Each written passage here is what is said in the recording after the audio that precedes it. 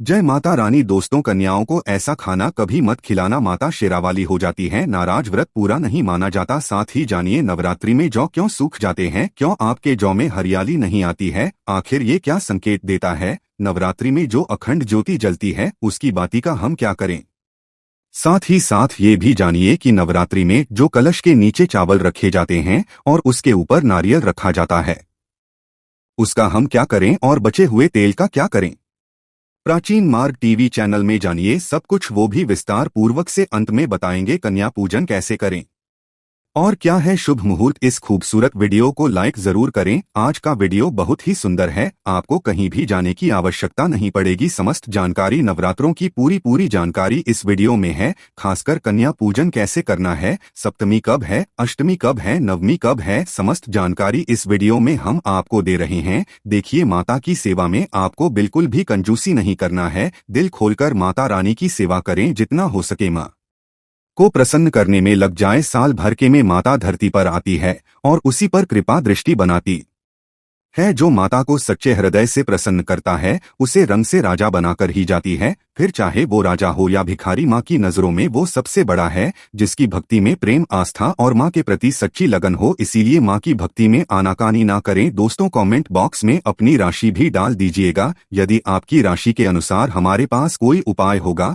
तो वह आकर हम आपके कमेंट में बता देंगे। दोस्तों, पहली बात, नवरात्रि में हम एक माटी के प्याले में जौ भरते हैं ताकि हमारे घर में सुख शांति बनी रहे और माता प्रसन्न हो जाए। जौ जब हरे भरे होते हैं तो घर में हरियाली आती है और सुख समृद्धि की प्राप्ति होती है। जब जौ हरे भरे होते हैं तो समस्त देवी देवता खुशियां मनाते हैं और घर की उन्नति के लिए कामनाएं करते हैं, आशीर्वाद देते हैं। हरे भरे जौ में साक्षात माता रानी अपने 9 स्वरूपों के साथ खेलती है और घर में सुखों की बारिश होती है तथा धन की बारिश होती है। और जिस घर में जौ अंदर से हरियाली नहीं आती है तो उस घर में पहले ही पता चल जाता है कि अब आपके घर में गरीबी आने वाली है तथा परेशानियां आने वाली है, क्योंकि आपने पूजा पाठ में कोई ऐसी गलती कर दी होगी जिसके कारण जौ में हरियाली नहीं आ पाई। देखिए, आपको बता दें, हैरानी वाली बात तो है, बिना पानी के माटी में जौ डालते ही उग जाते हैं, वो भी बिना देखभाल करें हरियाली उसमें निकल आती है। लेकिन जब हम कलश स्थापना करते हैं और जौ बोते हैं तो ये बहुत ही सोचने समझने वाली बात है कि आपकी देख में, और जबकि आपने पानी बराबर डाला, परिवार ने अच्छे से देखा, फिर भी ऐसा होने के बाद जब उसमें जौ ना निकले तथा हरियाली ना उगे तो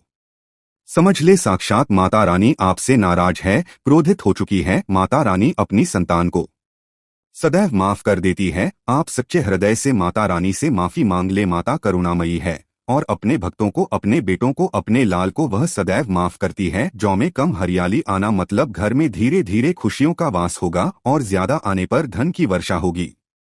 तेजी से व्यापार, दिन दुगनी रात चौगुनी बढ़ेगा। कई लोग जौ में डेली पानी डालते हैं, जो कि इसमें पानी नहीं डाला जाता बल्कि पानी का छींटा मारा जाता है। इसीलिए जौ सड़ जाते हैं, खराब हो जाते हैं। ऐसा ना करें और इसी कारण हरियाली नहीं आती है। ज्यादा पानी डालने से ये खराब हो जाते हैं। दोस्तों, जौ जब आपके घर में हरे भरे हो जाए तब इसमें चांदी का सिक्का या 1 रुपया का सिक्का जरूर डालें। सिक्का डालने से माता रानी प्रसन्न होती है, आपके घर में धन का आगमन होना शुरू हो जाता है। दोस्तों, नवरात्रि समाप्त होने के बाद हरे भरे जौ का क्या करें, आइए जानते हैं। प्राचीन मार्ग टीवी चैनल के माध्यम से पहली बात तो ये है कि इसमें जो आपने 1 रुपया का सिक्का डाला है उसे आप अपने धन रखने के स्थान पर रख लें, इससे धन में बढ़ोतरी होती है। दोस्तों, और अंत में नवरात्रि समाप्त होने के बाद इन जौ में से थोड़े पत्ते माता रानी के प्रसाद के स्वरूप में पूरे परिवार को खिलाएं। इसके पत्ते खाना बहुत ही शुभ मंगलकारी माना जाता है। इसे जो भी खाता है वो जल्दी बीमार नहीं पड़ता। और बाकी आप इन जौ को गंगा में विसर्जित कर दे या नदी की धारा में छोड़ दे, इससे आपका व्रत संपूर्ण और सफल हो जाएगा। दोस्तों, कई लोग अपने घर में अखंड ज्योत जलाते हैं और जो बाती होती है तथा तेल बाती, उसे कई लोग इधर उधर फेंक देते हैं या अपने घर में संभाल कर रख लेते हैं या फिर पानी में डाल देते हैं, जो कि इससे आपको कोई फायदा नहीं होता। जो अखंड ज्योति होती है उसे आप मामूली ना समझे बुझने के बाद भी जागृत अवस्था में होती है। इसमें साक्षात माता दुर्गा का वास होता है। ये चैतन्य अवस्था में होती है, जागृत होती है। दोस्तों, नवरात्रि समाप्त होने के बाद इसके बचे हुए तेल को आप बच्चों की मालिश करने के लिए रखें और आप भी इससे मालिश करें। इससे आपकी सभी बीमारी दूर हो जाएगी और आपके ऊपर सकारात्मकता का संचार होगा। और साथ ही साथ जो अखंड ज्योति की बाती होती है उसे आप अपने बाजू में बांध ले। ऐसा करने से आपको धनी होने से कोई नहीं रोक सकता। बच्चे सभी बांध सकते हैं। इसको बड़ा करने के लिए इसमें आप कलावा बांध सकते हैं। दोस्तों, नवरात्रि में जब कलश स्थापना की जाती है तो कलश के नीचे चावल जरूर रखे जाते हैं और कलश के ऊपर एक नारियल भी जरूर रखा जाता है।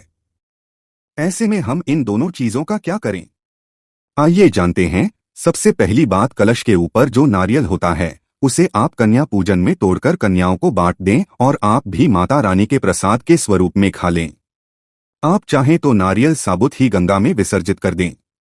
दोस्तों, और जो कलश के नीचे चावल रखे जाते हैं उसे आप थोड़ी हल्दी में पीला करके एक लाल कपड़े में बांधकर अपने धन रखने के स्थान पर रख लें या अपने पर्स में रख सकते हैं। इससे तेजी से धन बढ़ता है, माता लक्ष्मी की कृपा प्राप्त होती है। और बाकी चावलों को आप पक्षियों को डाल दें या गंगा में विसर्जित कर दें। और जो कलश और जौ होते हैं उसे आप गंगा में विसर्जित कर दें। ऐसा करने से नवरात्रि का संपूर्ण फल प्राप्त होता है। दोस्तों, और भूल कर भी ये कभी मत करना, गंगा में कचरा आदि धूप बत्ती के डिब्बे माचिस के डिब्बे भूल कर भी मत डालना। सड़े गले फूल गंगा में नहीं डालना चाहिए। इससे उल्टा व्यक्ति में चला जाता है और परिवार में गरीबी का वास हो जाता है। गंगा मैया क्रोधित हो जाती है और श्राप देती है। इसीलिए ऐसा घोर पाप कभी मत करना। इसके पीछे एक कथा है। जब गंगा मैया भगवान शिव से शिकायत लेकर पहुंची तब भगवान शिव कहते हैं, जो मनुष्य गंगा को मैला करेगा वह कभी पवित्र नहीं कहलाएगा। वह में भटकता रहेगा, उसे मोक्ष प्राप्त नहीं होगा। वह के भांति इसी पृथ्वी लोक में भ्रमण करता रहेगा। इसीलिए गंगा को मैला नहीं करना चाहिए, नहीं तो आपका समस्त पुण्य नष्ट हो जाएगा। दोस्तों, अगर आपको माता रानी की चुनरी उपहार में मिली है, जैसे जागरण आदि से या किसी पंडाल से या धार्मिक यात्रा से, तो ऐसी माता की चुन्नी बहुत ही शुभ मानी जाती है। इससे आपका वैवाहिक जीवन सफल हो जाता है। माता रानी की चुन्नी को आप संभाल कर रखें। आप करवा चौथ पर, बट सावित्री व्रत आदि में या किसी पर्व पर त्योहार में अवश्य पहने। इसमें माता रानी का आशीर्वाद होता है जो आपको प्राप्त हुआ है। ऐसी चुनरी सदैव संभाल कर रखे, क्योंकि माता की चुनरी जागृत अवस्था में होती है। इसे मामूली ना समझे। नवरात्रों में चाहे कुछ भी कर लेना, लेकिन ये कार्य जरूर करना। बिन पूजा पाठ के ही सारा फल मिल जाता है। आप चाहे कुछ करें या ना करें, लेकिन नवरात्रों में यह एक काम जरूर कर लेना। मैं माता रानी की सौगंध खाता हूँ, माता लक्ष्मी खुद आपके घर में चलकर आएंगी। आगे आपकी मर्जी। दोस्तों, नवरात्रि में बिना व्रत बिना पाठ के आपको संपूर्ण नवरात्रि का फल मिल जाएगा। ये वीडियो ध्यान से देखना। अगर आपने व्रत नहीं रखा है, कोई बात नहीं, आपको परेशान नहीं होना है, क्योंकि कभी कभी हम काम के चलते या फिर ऑन फिक्स वर्क होता है या कभी कभी कुछ ऐसे हम कामों में फंस जाते हैं जिसके कारण हम माता रानी के नवरात्रों में उनको टाइम नहीं दे पाते। तो आपको परेशान नहीं होना है। अगर आपने व्रत नहीं रखा है, कोई बात नहीं, पूजा नहीं कर रहे हैं नवरात्रि में, कोई बात नहीं। दोस्तों, बस ये एक कर लेना है। नवरात्रि में जितने भी लोग पूजा पाठ करते हैं उससे भी आपको अधिक बढ़कर के फल प्राप्त होगा। तो ये वीडियो ध्यान से देखना। आज की जो मैं वीडियो बताऊंगा बहुत ही सुंदर है, ज्ञानवर्धक जानकारी है। इस प्रकार की जानकारी आप लाखों रुपए खर्च करेंगे फिर भी कोई नहीं बताने वाला। हमारे चैनल का मकसद है जनहित एवं जन कल्याण करना, इसलिए आप लोगों को इस प्रकार की अच्छी अच्छी जानकारी सिखाते है। तो आइए इस वीडियो में जानते हैं, नवरात्रि में ऐसा कौन सा कार्य करने से बिना व्रत बिना पूजा फिर बिना कन्या भोजन के सारे फल की प्राप्ति हो जाती है, केवल सच्चे मन से। अगर नवरात्रि के समय में कोई भी व्यक्ति पूरे मन के साथ, पूरे विश्वास के साथ, सच्ची लगन आस्था के साथ अगर दुर्गा सप्तशती में वर्णित सिद्ध कुंज का स्तोत्र का पाठ कर लेता है तो संपूर्ण दुर्गा पाठ का फल उन्हें प्राप्त हो जाता है। जो भी आप व्रत रखते हैं माता रानी के लिए, आप चाहते हैं कि माता रानी का आपके ऊपर आशीर्वाद प्राप्त हो, माता रानी की कृपा मिले, आपकी कोई अधूरी मनोकामना है, वो चाहते हैं आपकी अधूरी मनोकामना पूर्ण हो जाए। सरकारी नौकरी हेतु पितृ दोष, राहु दोष, मंगल दोष, कर्ज दोष, शनि दोष, कर्ज का दोष, गरीबों का दोष मात्र पल भर में दूर होगा। तो अगर आपने नवरात्रि का व्रत रखा है तो वो सारे फल अगर आप चाहते हैं और उसका 1000 गुना फल प्राप्त हो जाए तो नवरात्रि के समय में दुर्गा सप्तशती का पाठ जरूर करना। और जो लोग नवरात्रि का व्रत नहीं रखे हैं, किसी कारणवश उन्हें टाइम नहीं मिल पाया है, ऐसे व्यक्ति में वर्णित सिद्ध कुंज का स्तोत्र का पाठ जरूर करना। पूर्ण रूप से आपको नव दुर्गा माता का पूजा पाठ करने से, नव दुर्गा के 9 दिन व्रत करने से, कन्या भोजन कराने से जो फल प्राप्त होता है दोस्तों, केवल इस पाठ को सच्चे मन से अगर एक दिन अगर आप जो है नवरात्रि के दिन एक दिन बस केवल आप जो है बैठ करके जप लेते हैं तो पूर्ण रूप से आपको फल प्राप्त हो जाता है। मैं आप लोगों को बताना चाहूंगा, जो लोग सामर्थ्यवान हैं ऐसे लोगों को कन्या पूजन भी जरूर करना चाहिए। मैं कल वीडियो में बताया हूं। अब कन्या पूजन का बेनिफिट क्या है तो माता रानी स्कांद पुराण में भी लिखा है और कई सारे हमारे जो है देवी पुराण में भी इसका वर्णन मिलता है। माता रानी जितना पूजा पाठ से प्रसन्न होती है उतना ज्यादा कन्या भोजन कराने से हो जाती है, क्योंकि कन्याओं को देवी का स्वरूप माना जाता है और जो कन्या होती है नवरात्रि के समय में ये साक्षात नवदुर्गा का स्वरूप हो जाती है। मैं कन्या पूजन के बारे में विस्तार से वीडियो के अंत में बताऊंगा, तो वीडियो में कंटिन्यू बने रहना। कन्या पूजन कैसे करना है और क्या मुहूर्त है सब बताऊंगा दोस्तों। दूसरी जानकारी बता रहा हूं, ये जानकारी आपकी जिंदगी में बहार लाएगी, आपके जीवन में चल रही परेशानी को दूर करेगी, क्योंकि हम आप लोगों को बहुत सरल सरल साधारण सी विधि बताते हैं जिसमें आप सभी दर्शकों का कल्याण छुपा होता है। तो नवरात्रि के दौरान आपको एक पुष्प का पौधा जरूर लगाना है। मैं इसका फायदा भी बताऊंगा, कौन कौन से पुष्प लगाने चाहिए। हमारे धर्मशास्त्रों के अनुसार कहा गया है दोस्तों, अगर कोई व्यक्ति मंदिर के किनारे में मदार का पौधा लगा दे, ध्यान से सुनिए, जो सफेद कलर का मदार का पौधा होता है किसी भी मंदिर के किनारे में लगा देते हैं, ये पुष्प वहां पर उपस्थित जो देवी देवता है में जो रहने वाले जो देवी देवता हैं, जैसे शिव मंदिर है, शिव मंदिर में मदार का पौधा लगाते हैं तो इसका एक पुष्प अगर कोई भी व्यक्ति रख कर के चढ़ा दे शिव मंदिर में जाकर के तो आपको एक स्वर्ण दान के बराबर पुण्य की प्राप्ति होती है। तो मदार का पौधा लगाने से इसमें जो फूल खिलेंगे वो जाकर के देवी देवताओं को चढ़ाए जाएंगे, तो उसका आपको जो है पुण्य की प्राप्ति होगी। जो व्यक्ति चढ़ा रहा है उसको आधा फल मिलेगा और आधा फल आपको प्राप्त होना शुरू हो जाएगा। तो मदार का अगर कोई भी व्यक्ति नवरात्रि के समय में किसी भी शिव मंदिर है, माता रानी का मंदिर है, उनके समीप में जाकर के लगाता है तो अक्षर पुण्य की प्राप्ति होती है। ना इसमें आपको व्रत करना है, ना पूजा पाठ करने की जरूरत है, बस आप जो है कोई भी फूलों का पौधा लगा सकते हैं। इस श्रेणी में आते हैं जैसे मदार का पौधा, सदाबहार का पौधा। सदाबहार हमेशा हरियाली रहता है और ये हमेशा फूलते हैं। ऐसे फूल का आपको चयन करना है जो हमेशा फूलते रहे, जिसमें फल फूल आते रहे। नंबर पर आता है कनेर का पौधा। जो कनेर का पौधा है ये देवी माँ का श्रृंगार कहा गया है। कनेर के पौधे से अगर कोई भी व्यक्ति कनेर का पौधा सफेद कलर का अगर कनेर है तो फिर इसे अति उत्तम माना जाता है। कनेर के पौधे को पार्वती का स्वरूप कहा गया है धर्मशास्त्रों में। तो कनेर का पौधा चढ़ाने से माता रानी बहुत प्रसन्न होती है और गोदान के बराबर हमें फल की प्राप्ति होती है। आप चाहते हो तो गुड़हल का पौधा लगा सकते हैं दोस्तों। मंदिर के किनारे में, देवी मंदिर के किनारे में अगर कोई भी व्यक्ति गुड़हल के फूल का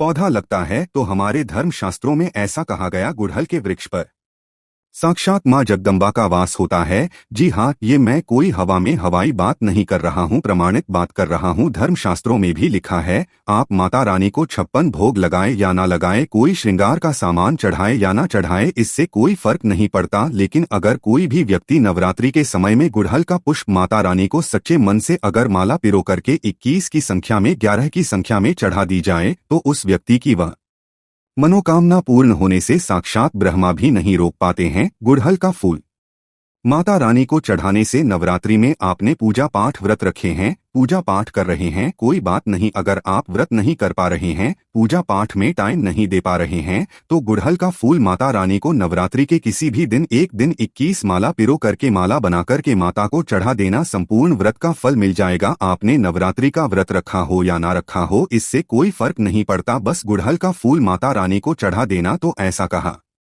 गया है, कोई अपने जीवन काल में अगर नवरात्रि के समय में गुड़हल का पौधा लगा देता है और इस पौधे में फूल आना शुरू हो जाते हैं और यह फूल अगर देवी देवताओं को चढ़ना शुरू हो जाते हैं तो माता रानी आजीवन आपकी बिल्कुल ही मदद करेंगी, आपके ऊपर अपनी कृपा बरसाएगी, आपको अपना पूर्ण आशीर्वाद देंगी और जब तक आप इस संसार में जिएंगे कभी भी निर्धन नहीं रहेंगे। दोस्तों देखिए, आपको वीडियो के बीच में बताया था कि कन्या पूजन 2024 में कब है, क्या है शुभ मुहूर्त, आइए जानते हैं। लेकिन याद रहे, कन्याओं को ऐसा खाना कभी मत खिलाना, नहीं तो उल्टा आप बर्बाद हो जाओगे। जानिए कन्याओं को क्या खिलाना चाहिए और क्या नहीं, और क्या उपहार देना चाहिए और कौन सा उपहार नहीं देना चाहिए। दोस्तों, इस बार के नवरात्र बहुत ही शुभ और मंगलकारी माने जा रहे हैं। इस बार शारदीय नवरात्रि 3 अक्टूबर दिन गुरुवार को शुरू होकर और इसका समापन 12 अक्टूबर दिन शनिवार को होगा। ऐसे में 12 अक्टूबर दिन शनिवार को ही दुर्गा होगा। जो लोग माता रानी की स्थापना करते हैं, मूर्ति स्थापना करते हैं, वह लोग 12 अक्टूबर दिन शनिवार को विसर्जन करेंगे। दोस्तों, नवरात्रि की अष्टमी और नवमी तिथि पर कन्या पूजन का विधान है। इस बार महाअष्टमी तिथि 10 अक्टूबर गुरुवार और नवमी तिथि 11 अक्टूबर 2024 दिन शुक्रवार को है। ऐसे में आप अष्टमी और नवमी को इन दोनों तिथि में कन्या पूजन अवश्य ही करें। कन्याओं को भोजन अवश्य खिलाएं। शास्त्रों में 9 दिनों के नवरात्रि को बहुत ही शुभ और मंगलकारी माना जाता है।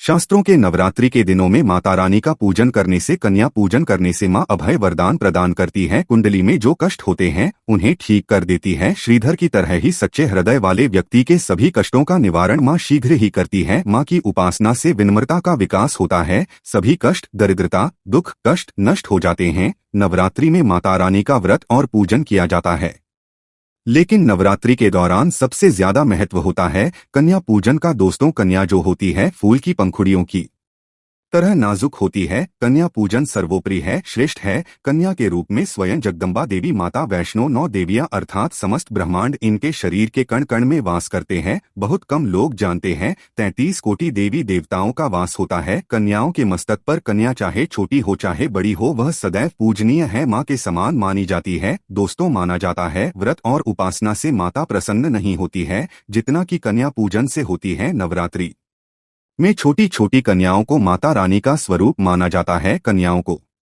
भोग लगाया जाता है, उन्हें प्रसन्न किया जाता है और बदले में आशीर्वाद मांगा जाता है। कन्याओं को प्रसन्न करने के लिए गिफ्ट आदि उपहार वगैरह दिए जाते हैं। माना जाता है अगर कन्याओं को कोई भेंट दी जाए और वो उसे खुशी खुशी स्वीकार कर ले तो इसका मतलब है माता रानी अर्थात माता वैष्णो ने वो भेंट कर ली। जिन पर कन्याएं प्रसन्न होती हैं तो समझो उन्हें माता रानी का आशीर्वाद मिल गया और रानी की कृपा से उन्हें मुंह मांगा वरदान प्राप्त होता है। कन्या पूजन कोई मामूली पूजन नहीं होता। समस्त ब्रह्मांड में जो पूजा होती है उनसे बढ़कर कन्या पूजन को माना जाता है। 10 बार गंगा स्नान करने से और 100 बार यज्ञ करने से तथा 1000 बार यात्रा करने से जो पुण्य मिलता है वह मात्र एक बार कन्या पूजन करने से करोड़ों गुना भक्त को मिल जाता है, प्राप्त हो जाता है। दोस्तों, इसीलिए कहा जाता है कि कन्याओं को सताना नहीं चाहिए, इससे समस्त ब्रह्मांड हिल जाता है। कन्याओं की जितनी सेवा की जाए कम ही होती है। कन्याएं कोई मामूली नहीं होती। कन्या के रूप में स्वयं उनके मस्तक पर विराजमान होकर स्वयं देवी चलकर आपके घर तक आती है। नवरात्रि में 2 साल से लेकर 10 साल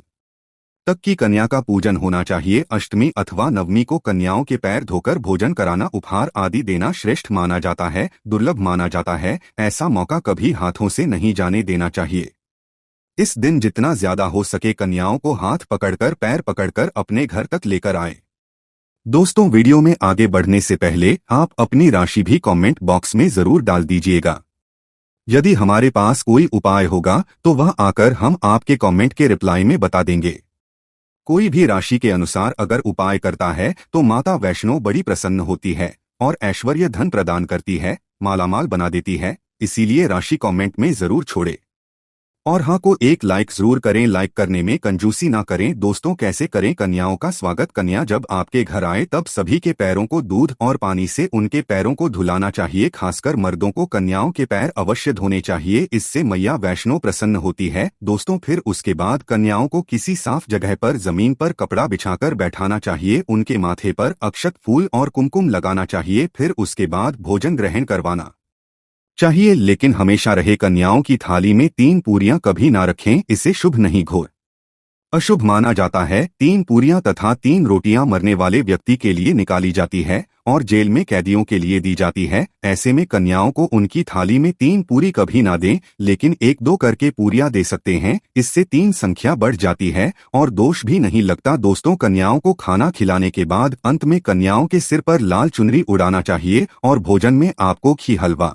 चना तथा आलू की सब्जी, छोले वगैरह की सब्जी खिलानी चाहिए।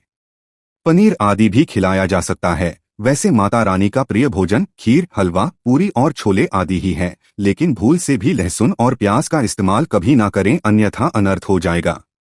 अक्सर कई लोग कन्याओं को कुरकुरे का पैकेट, चिप्स वगैरह का पैकेट खिलाते हैं, जो कि घोर अनर्थ माना जाता है, क्योंकि इसमें लहसुन, प्याज का इस्तेमाल होता है, जिसके कारण आप खंडित हो सकता है। माँ दुर्गा क्रोधित हो सकती है। जहां आपने 9 दिनों तक लहसुन प्याज का परहेज किया, लेकिन आपकी एक गलती पूरे व्रत को खंडित कर सकती है। इतना भी नादान नहीं बनना चाहिए कि माता रानी रुष्ट हो जाए और कन्याओं को भी अशुद्ध होना पड़े। कन्याओं को डब्बा बंद कोई भी ऐसी चीज ना खिलाएं जिसमें लहसुन प्याज होता है। कई चीज तो ऐसी होती है मार्केट में जिसके अंदर लहसुन प्याज का इस्तेमाल होता है। ऐसा आप कभी मत करना। दोस्तों, कई लोग कन्या पूजन में खाना घर बनाते और मार्केट से रेडीमेड लाकर ही खिलाते हैं तथा दही जलेबी खिलाते हैं, जो कि शुभ नहीं माना जाता। दोस्तों, ऐसा खाना वो लोग खिलाते हैं जिनके घर में मान लीजिए कोई दुर्घटना आदि हो गई है या घर में कोई बीमार है या कोई मुसीबत है, तब वो ऐसा करते हैं। लेकिन अगर आप स्वस्थ है, आपको कोई पीड़ा नहीं है, तो ऐसा भूलकर भी नहीं करना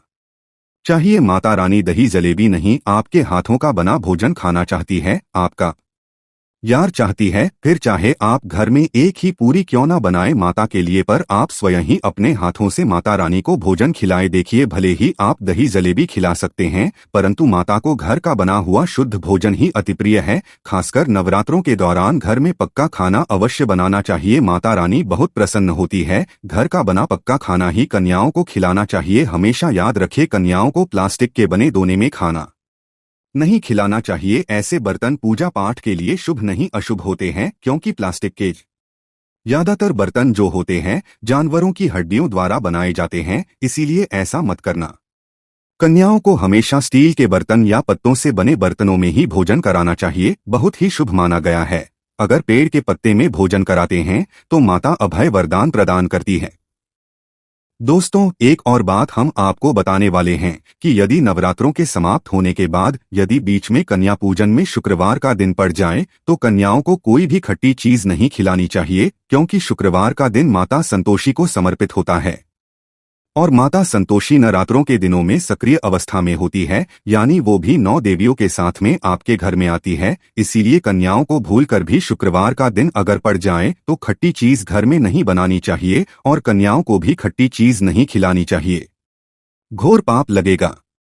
आपका किया कराया सब बर्बाद हो सकता है। खट्टी चीजों से माता संतोषी रुष्ट हो सकती है, चिढ़ सकती है, आपको श्राप दे सकती है। इसीलिए नादान ना बने। दोस्तों, भोजन करने के बाद कन्याओं की थाली में एक जरूर रखना चाहिए, क्योंकि लौंग देवी शक्ति तथा दुर्गा माँ को बहुत प्रिय है। लौंग माता शक्ति का प्रतीक होती है। लौंग में नवदुर्गा का वास होता है। इन 9 दिनों में माता रानी को लौंग का भोग ही लगाया जाता है, तो खाना खाने के बाद कन्याओं को लौंग अवश्य अर्पित करें।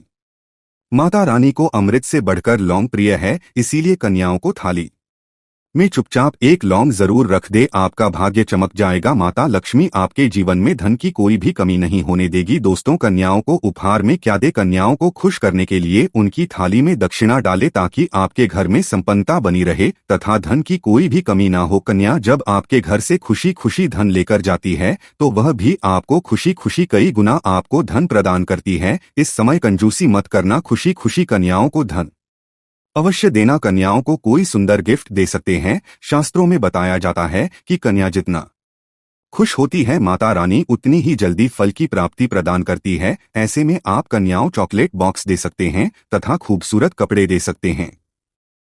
याद रहे, काले कपड़े ना दें और स्टील के बर्तन भी गिफ्ट के तौर पर दे सकते हैं। याद रहे कि कन्याओं को लोहे का कोई भी सामान नहीं देना चाहिए, नहीं तो राहु केतु का प्रभाव आपके जीवन में प्रवेश कर जाएगा। राहु काल तथा राहु दोष आपको लग जाएगा, आप बर्बाद भी हो सकते हैं। दोस्तों, जब कन्या अपने घर के लिए प्रस्थान करें तो उनके चरण जरूर छुए और अपने मन में अपनी प्रार्थना को पूरा करें।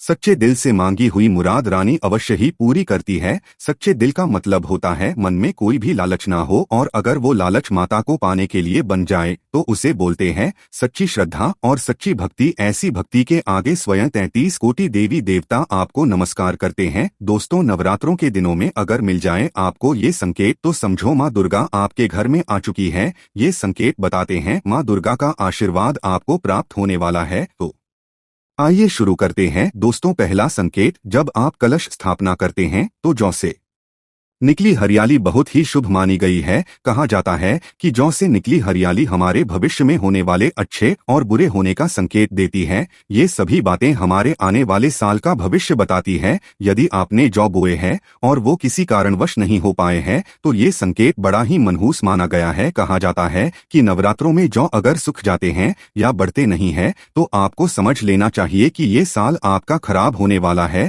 तथा घर में बीमारी आने वाली है, या दिन दुगनी रात चौगुनी आपकी कम होने वाली है या घटने वाली है। दोस्तों, ये धन हानि का संकेत माना गया है, क्योंकि आपने कोई ना कोई गलती ऐसी कर दी होगी जिसके कारण माता रानी नाराज हो गई है। इसीलिए माता से आप क्षमा अवश्य मांग ले। माँ अपने भक्तों को अवश्य माफ करती है। एक माँ ही होती है जो अपने बेटे को, अपने लाल को हर गलती पर माफ करती है। लेकिन ऐसा बेटा किस काम का जो माँ से माफी ना मांगे। इसीलिए माता रानी से अपनी गलती की माफी अवश्य मांग ले। मैया वैष्णव अपने भक्तों को कभी निराश ही नहीं करती, बल्कि उन्हें धन धान्य से और खुशियों से परिपूर्ण बना देती है। और दोस्तों, यदि जौ हरे भरे हो जाते है तो ये शुभ संकेत होता है। इससे आने वाले समय में आपको बहुत ज्यादा ही धन लाभ होगा। माना जाता है कि 1 रुपए का सिक्का या चांदी का कोई भी सिक्का जौ के बीचों बीच में अगर मिट्टी में दबा दिया जाए तो घर में सुख समृद्धि आती है। माता लक्ष्मी दौड़ी दौड़ी चली आती है। जौ के अंदर हमेशा 1 रुपए का अवश्य डालना चाहिए। जौ को खाली नहीं रखना चाहिए, उसमें धन वगैरह अवश्य डालना चाहिए। इससे माता का आशीर्वाद सदैव परिवार पर बना रहता है और जीवन में कोई भी संकट नहीं आता। खाली जौ मतलब धन भी खाली, खुशियां भी खाली ही मिलेगी। दोस्तों, नंबर 2, यदि आपकी नींद नवरात्रि के दौरान सुबह 4 बजे के आसपास खुलती है तो इसे बड़ा ही शुभ संकेत माना जाता है, क्योंकि ये समय ब्रह्मा मुहूर्त कहलाता है। इस समय देवी शक्ति अपने सच्चे भक्तों को ही जगाती है। इस समय उठाना मतलब माता की कृपा प्राप्त करने के बराबर माना गया है। ये संकेत बताते हैं कि माता की सच्ची भक्ति का प्रभाव आपके ऊपर हो चुका है और माता रानी आपको जल्दी ही कोई खुशखबरी देने वाली है। माँ आपकी सच्ची भक्ति से बहुत खुश है। दोस्तों, नंबर 3, यदि नवरात्रि में आपका मन प्रसन्न होने लगे, पूजा पाठ में आपका मन लगने लगे, पूजा करते समय मन का शांत होना, यह दर्शाता है कि आपको बहुत जल्द माँ की कृपा प्राप्त होने वाली है। माता आपकी भक्ति से बहुत है। आपकी भक्ति माता रानी को आनंद दे रही है। ऐसे व्यक्ति को समझ जाना चाहिए कि उसके जीवन में अब अच्छा समय आने वाला है। दोस्तों, नंबर 4, नवरात्रि के दौरान अगर माँ के गले से फूल गिर जाए तथा जौ के हरे भरे पत्ते अगर बिन हवा के हिल जाए तो इसे अति उत्तम माना गया है। ये संकेत बताता है कि माता रानी का आगमन आपके घर में स्थायी रूप से हो चुका है। आपको माता लक्ष्मी की कृपा प्राप्त होने वाली है। ये संकेत कुछ खास लोगों को ही दिखाई देते हैं। माना जाता है पूजा करते समय धुआं अधिक बढ़ जाए तो इससे ये पता चलता है कि आपके घर से गरीबी हमेशा हमेशा के लिए जाने वाली है। भूत प्रेत आत्माएं अब आपके घर से हमेशा के लिए जाने वाले हैं। पूजा करते समय धुएं का अधिक होना बहुत ही शुभ और मंगलकारी माना गया है। ये संकेत भविष्य में अच्छे परिणाम को दर्शाता है। दोस्तों, नंबर 5, द्वार पर गाय का आना। वेदों में बताया जाता है कि नवरात्रि के दौरान गाय माता का घर में आना बड़ा ही शुभ संकेत माना गया है। नवरात्रि में द्वार पर गाय का आना अत्यंत शुभ है। यदि आपके भी द्वार पर गाय आती है तो गाय के माथे पर कुमकुम लगाना ना भूले तथा गाय को रोटी जरूर खिलाएं। इससे माँ दुर्गा अत्यंत प्रसन्न होगी और आपकी झोली खुशियों से भर देंगी। द्वार पर गाय का बार बार आना भी जीवन में आने वाले अच्छे संकेतों की ओर इशारा करता है। दोस्तों, नंबर 6, सपने में शेर का दिखाई देना। अगर आपके सपनों में माँ दुर्गा दिखाई देती है अर्थात कोई भी देवी अगर आपके सपनों में दिखाई देती है तो बड़ा ही शुभ माना गया है। नवरात्रों में के पावन अवसर पर माता के दर्शन किसी खास भक्तों को ही होते हैं। ये सपने कभी किसी को शेयर मत करना। यदि माता की सवारी तथा शेर रात्रि में सपनों में बार बार दिखाई देता है तो माँ दुर्गा आपसे प्रसन्न है। यह संकेत बताते हैं कि जल्द ही आपकी कोई मनोकामना अवश्य पूर्ण होगी और आपके शत्रुओं का नाश हो जाएगा। शत्रु आपके नाम से ही थर थर कांपने लगेंगे। माँ दुर्गा का वाहन शेर है, इसीलिए नवरात्रों में शेर का दिखाई देना अत्यंत शुभ संकेत होता है। दोस्तों, नंबर 7, यदि कोई छोटी कन्या आपको सुबह लाल वस्त्र धारण किए हुए दिखाई देती है तो आपने साक्षात माँ दुर्गा के दर्शन किए हैं। यदि नवरात्रों में सबसे पहले आपके घर में कन्याओं का आगमन हो जाए तो समझो आपको दुनिया की कोई भी शक्ति, ब्रह्मांड की कोई भी शक्ति आपको करोड़पति होने से नहीं रोक सकती। आपके जीवन में आपके घर में माता लक्ष्मी का आगमन होने वाला है। आप दिन दुगनी रात चौगुनी तरक्की करेंगे। अब आप खुशियां मनाइए और मिठाइयां बांटे। ऐसे में कन्याओं को भरपूर तरीके से खुश रखें